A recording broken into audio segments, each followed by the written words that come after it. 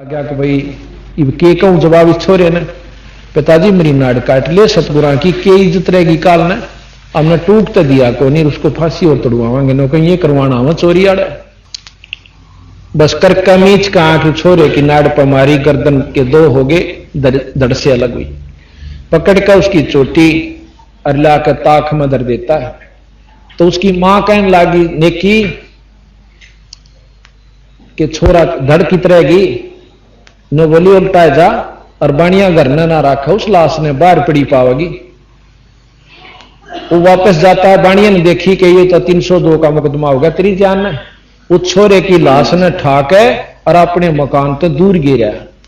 और अपना leap lap के वो करके ला कर डले उल्टे और नो हो गया दोनों उसका और रेता मार दिया बाहर तक दोनों थी को ना हमारा चोरिये ना हो बैठ गया भीतर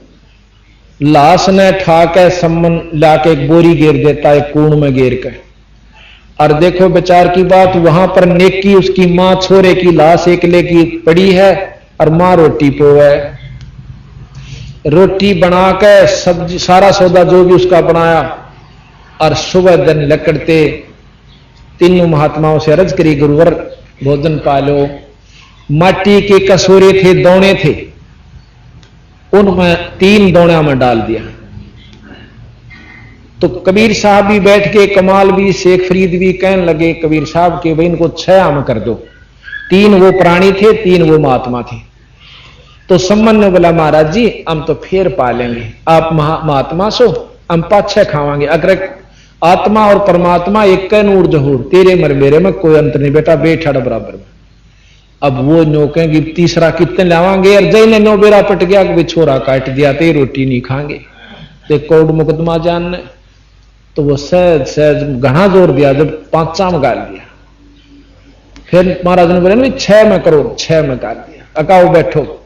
अब नो नहीं कहने के मारे के छोरा मरा पड़ा से बैठ जा अब नो जकर सतगुरु ने भी नहीं किया कि छोरा किससे तैनो बोले आओ सेव जीम लो बंदी छोड़ कबीर साहब ये प्रसाद प्रेम और भाई सर कटा करें चोरा के तुम तो साधु हो साधा के नहीं तकसी बोल सतगुरुदेव इतने में छोरे का सर उस धड़क पर जुड़ के और पंगत में आ बैठा वो लड़का महाराज गरीबदास जी कहते नहीं घरारा नाड़ के ओ सेवक ना और सेमन आ बैठा पंगत में जी मां अभी आपको सुनाएंगे वाणी मुझे याद नहीं तो कभी नो आके बैठ गया उसका कितने नाड़ पे निशान भी नहीं कटे हुए का यू ओ से एक दूसरा बोल बंदी छोड़ मारा अब हमने भगवान कृष्ण को परमात्मा की संज्ञा में क्यों लिया था कि तामर दज का लड़का काट के जिंदा कर दिया था और इस भगवान ने इसे सैकड़ों कर रखे पर इसको भगवान स्वीकार करने कोई तैयार नहीं क्योंकि इनकी लीलाओं का प्रचारक कौन हो पाया और इनकी लीलाओं का प्रचार जब हो जाएगा ज्ञान हो जाएगा तो पता लग जाएगा ऐसी बात नहीं भगवान वह भी से और परमात्मा यो भी से तो इस प्रकार वो लड़का जीवित हो जाता है तो यहां कहा गरीब निश्चय से शीश चढ़ाया चोरी संत सधारे बढ़िया कुंजा पकड़ लिया है कर दे शीश उतारे गरीब निश्चय से वो शीश चढ़ाया चोरी संत सधारे बढ़िया कुंजा पकड़ लिया है कर दे शीश उतारे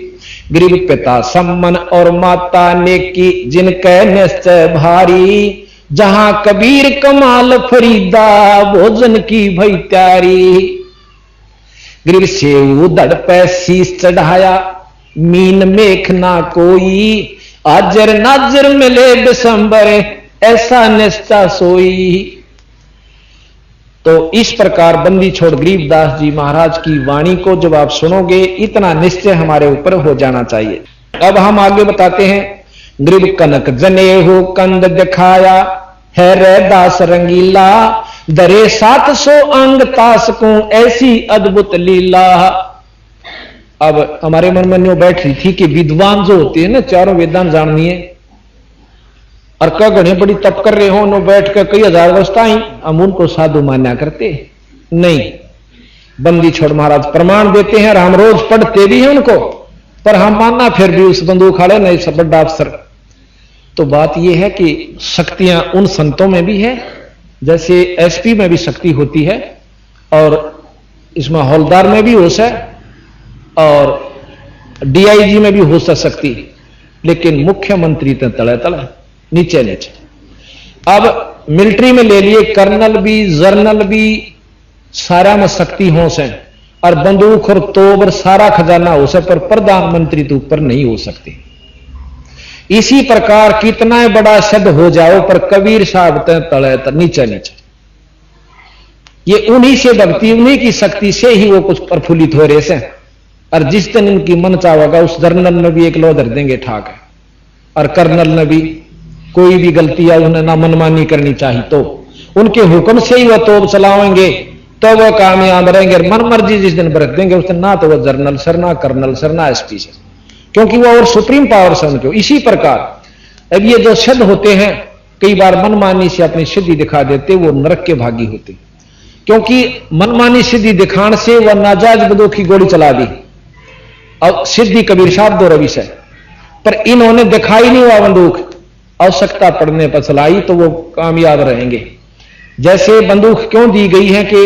उसमें कुछ नियम है, जैसे सिपाही को दी कि और किसी को पिस्तौल दिया कि इन परिस्थितियों में प्रयोग करोगे तो आप दोषी नहीं हो, और बिना किसी का अपनी मनमर्जी से वहीं ठोक दोगे तो अंदर कैद का वहां जाओगे, दोषी हो।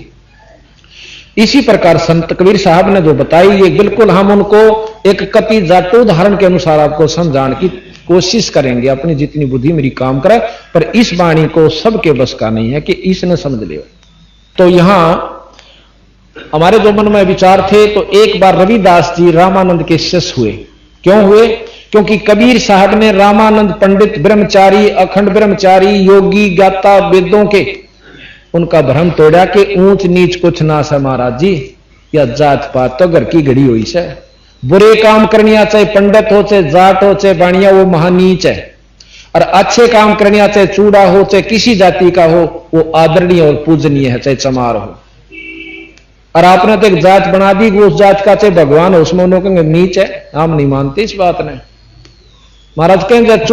चूड़ी का विश्वास है तो के पंडित का जी, अगर आत्मा जिसका चूड़ी का दिल पाक है तो हमारे लिए वह पूजनीय और आदरणीय माई है, हमने पंडित और विद्वानों की आवश्यकता नहीं है। तो इस प्रकार जो बंदी छोड़ की बात को समझे